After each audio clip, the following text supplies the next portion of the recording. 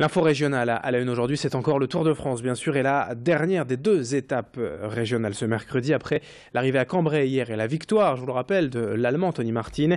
La grande boucle est partie d'Arras ce midi.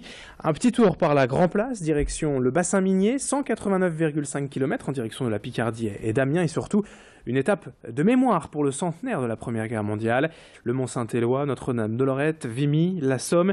Le peloton sillonne aujourd'hui et plusieurs lieux historiques, et les commémorations seront nombreuses tout au long du parcours.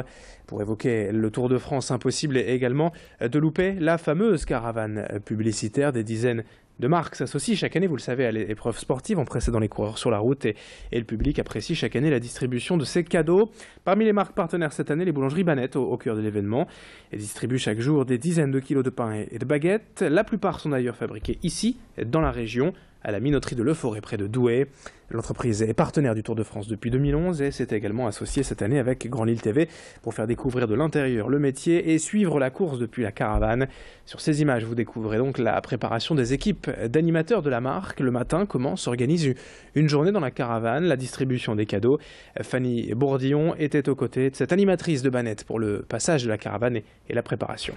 En fait, la caravane publicitaire, son rôle, c'est de faire de l'animation avant le passage des coureurs. Donc en fait, nous, on est là pour donner de la bonne humeur aux gens et pour distribuer des cadeaux. Le but, c'est vraiment ça, c'est d'essayer d'apparaître dans la caravane, d'avoir une interaction avec le public et de les occuper avant le passage des courses.